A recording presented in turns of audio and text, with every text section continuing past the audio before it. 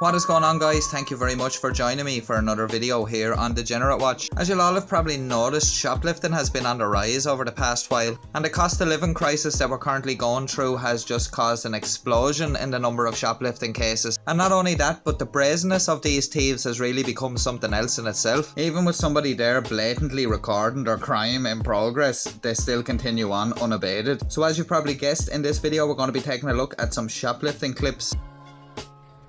As they say, maybe it's Maybelline. Well, in this case, it definitely is Maybelline, as these two ladies here helped themselves to some makeup. And apart from a little swipe that the lady on the left made, they seem to be unfazed by the fact that a member of staff is recording on his mobile phone. What I will say in this case here is these ladies are actually making some attempt to hide their identities. A cunning use of face masks here, I must add. But I'm not quite sure in this instance if the face masks are actually to hide the identity or just to hide their appearance in general, because anybody that needs that much makeup is trying to cover something up.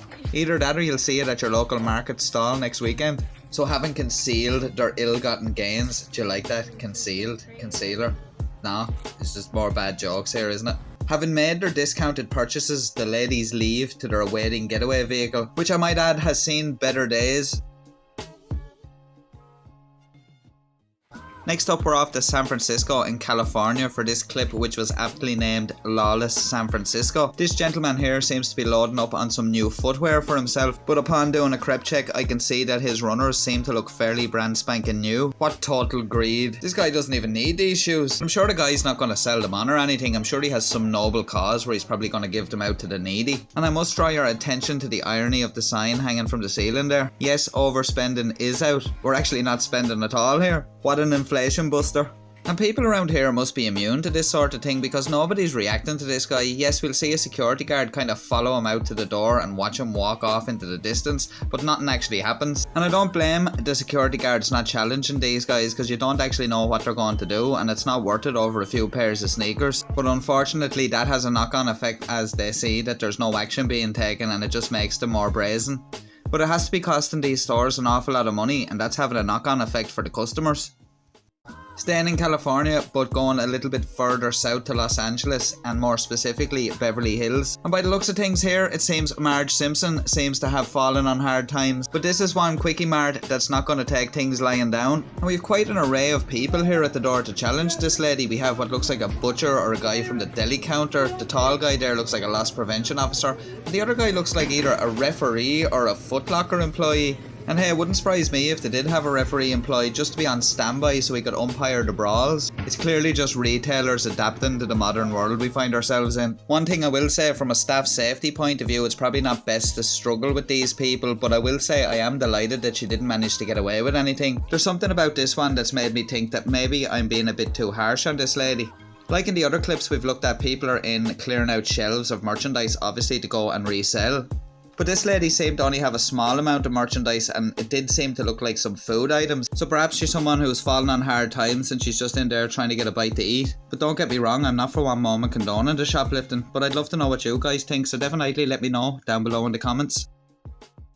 We're continuing our stay in the Golden State for this one, and we're in the Ultra Beauty store in Los Angeles, and we have here what looks like a more organised operation where we have a group of people in shoplifting, and sadly this is becoming more commonplace where they're trying to overwhelm staff and security by coming in numbers. Not only does it allow them to steal more merchandise, it also gives them that intimidation factor. The fact that there are three of these guys, it may be less likely that someone's going to challenge them. And as you can see here, they are going through the store and they are putting things in the bags quite quickly, but they don't look like they're on an episode of Supermarket Sweep or anything, and that just shows you the brazenness of these guys. And just to put it into context, this clip is 1 minute and 24 seconds long, and they were already stealing stuff before the person that's recording this started recording. And as I said earlier in the video, this sort of theft has a knock-on effect on the customer as it drives up prices. The knock-on effect to the stores is the fact that they've lost the merchandise, and also if they're claiming it off their insurance premium is bound to go up in the following year. I'm not saying that it's right, but some of the bigger stores are better able to absorb these sort of losses, businesses, but if it happens to a small, independent, family-run business, the consequences can be quite devastating. And here we see our three discounters running towards the getaway vehicle with their ill-gotten gains, of course cleverly with the tag removed so they can't be traced. And I'm pretty sure you guys will be eager to know how much merchandise they managed to get away with. Well, the dollar value of the stolen items is quite shocking to say the least. Yes guys, $28,143.69. It's quite astounding when you think about it. In less than 2 minutes, those three guys managed to walk away with nearly $30,000 worth of merchandise. That's more than a year's wages for some people. And even if those guys go off and sell all that stuff for half its recommended retail price, they're still getting around $14,000 there. And that's just one store, guys, so just think of the millions of dollars that are being stolen all over the country or the world every year with this sort of theft. And of course everybody's blue in the face saying it. There needs to be harsher penalties for this sort of crime. There needs to be a proper deterrent and not just a slap on the wrist where these guys are back out doing it again in a couple of weeks or months. Another discount jockey is being challenged here, but this time in Dallas, Texas, and it seems brute force wins today here as our man seems to get away with his merchandise. But a fatal flaw in this guy's plan was the fact that he didn't cover his face. We find ourselves in Seattle, Washington for this clip, and here we have quite a messy shoplifter. Now shoplifters are bad enough, but there's nothing worse than a messy shoplifter. That's just downright disgusting. You may be a thief, but did your mother never teach you any manners? Like there's staff members that are gonna have to clean that up afterwards. And just like a cartoon villain, our shoplifter here sprays a fire extinguisher in order to create a smoke screen so he can escape. Who needs a getaway driver when you have some CO2 and a pair of Nike Air Max? And of course us the viewer are just left here to ponder what has happened in what looks like a post-apocalyptic produce department. Staff members coming out of the mist like zombies, dazed and confused about what just happened.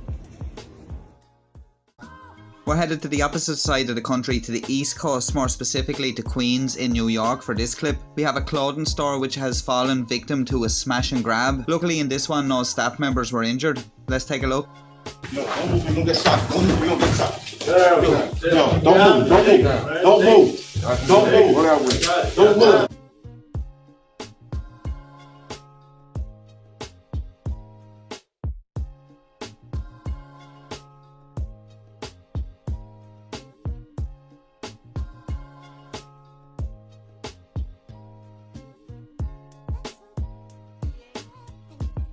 Quite an unnerving experience for these two employees in this clothing store.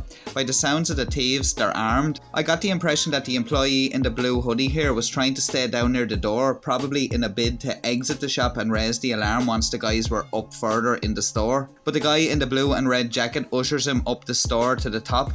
I know the clip is sped up, but it seems like these guys were in the store for only a short period of time, and I'm not quite sure exactly how much merchandise they managed to get away with. But by the looks of things, it was quite a substantial amount, and it really looked like they knew what they were after in there. So perhaps these guys had cased the joint out before, so it might be good to look back over CCTV and just see, can you see anybody maybe fitting their description that was in there in the days leading up to this theft. And by the looks of what those guys got away with, it seems like it's been a significant loss for this store here. Hopefully the store managed to recover from the loss and that the employees weren't too badly shaken up after this. We're heading back over to San Francisco and California for this one. This isn't shoplifting, but I wanted to add this one in when I came across it because it's absolutely shocking. Here we see a group of thugs attempting to rob some laptops from customers in Le Café de Soleil in the Lower Haight area of San Francisco. You can see a man tries to rip a laptop away from a customer before a struggle ensues, and seconds later another man enters the store brandishing a firearm. The bungling robbers managed to leave empty-handed after customers resisted, but the incident has left the cafe owner frightened about the brazen attempt. Cafe owner Mustafa Haku has said this has happened before, but never with a gun involved. It was a violation of my home. He said he has owned Le Café de Soleil since it opened in 2005 and says he spends more time at work than he does at home. Mustafa has lived in San Francisco for 34 years after moving there from Morocco when he was 18 years old. He said he originally liked San Francisco because we didn't have these issues like the third world, but I'm sorry it's becoming like that. He said his workers are frightened after the robbery attempt. 2 cooks and a barista hid in the walk-in cooler during the incident and the store closed early that day. After the armed robbery attempt, he called for increased police foot patrols in the area and said the city should prosecute low-level theft more harshly as a deterrent. He said people need to understand we have law and order. They steal a computer and they get a misdemeanor, but that's not the problem, it's the violation of space. When someone violates me and I'm scared to go to work, that's worth more than $1,000. That's no way to live in San Francisco. To improve operations and outcomes in cases like this, District Attorney Brooke Jenkins created a major crimes team within the General Felonies Division to focus on more serious and complex felony crimes like some armed robbery and attempted murder cases, which are time consuming and more complicated. I want to wish the owner of the cafe well, and the staff also, and hopefully they can recover from this and get back to where they were, and hopefully something like this doesn't happen again. So far in this video, the thefts that we've looked at haven't led to any injuries, thankfully, except unfortunately for one customer in that San Francisco cafe who had very minimal injuries after that struggle. But some folks haven't been as fortunate, and sometimes intervening to stop a shoplifter can cost people their lives. Shots fired at the Home Depot on Johnson Drive in Pleasant Pen. In April, 26-year-old Blake Mose was fatally shot while authorities say he was trying to stop a theft at a California store. 2 people were arrested on murder charges. And in October, police say 82-year-old Gary Razor, nicknamed Grandpa Gary by his Home Depot co-workers, was pushed by an assailant who was allegedly trying to steal 3 power washers at a Hillsborough, North Carolina location and later died. He loved working Home Depot because he was invested in the people and the customer, you know, the workers. Jeff Razor says he never dreamed his father's job could put him in danger.